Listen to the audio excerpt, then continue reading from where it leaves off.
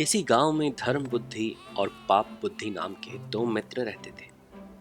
पाप बुद्धि नाम के अनुसार बड़ा बेईमान था।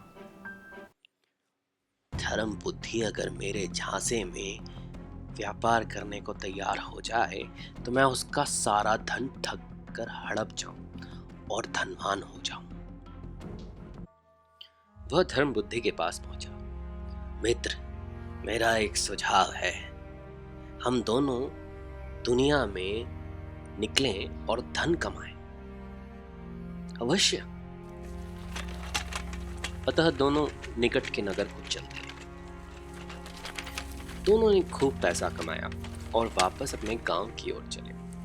मार्ग में पाप बुद्धि अपने मित्र को रोककर बोला, मुझे एक शंका हुई है। अपनी सारी कमाई लेकर जाने में खतरा है।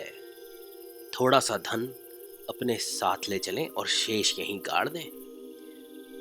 तुम ठीक कहते हो।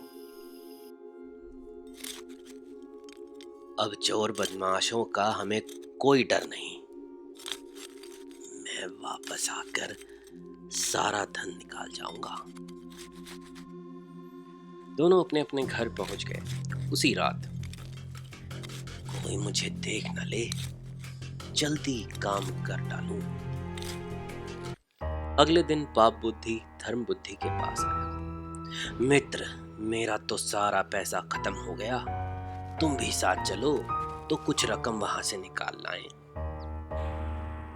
दोनों चल दिए। जाकर दोनों ने खोदा तो वहां कुछ नहीं मिला। अरे धर्म बुद्धि, तुम मेरे मित्र बनते हो, सब पैसा निकाल लिया।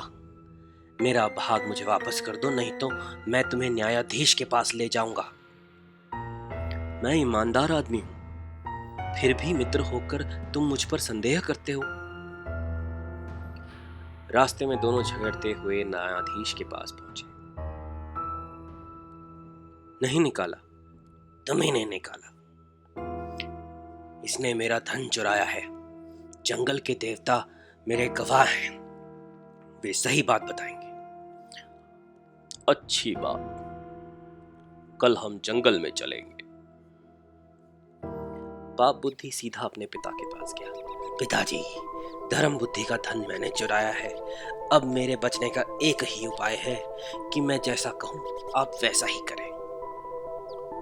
तो कहोगे बेटा, वही करूंगा। अगले दिन धर्म बुद्धि, पाप बुद्धि, न्यायाधीश व गांव के कुछ बड़े बूढ़े वहां पहुंचे जहां धन गड़ा था। हे जंगल के देवता, बताओ चोर कौन है? चोर धर्म बुद्धि है।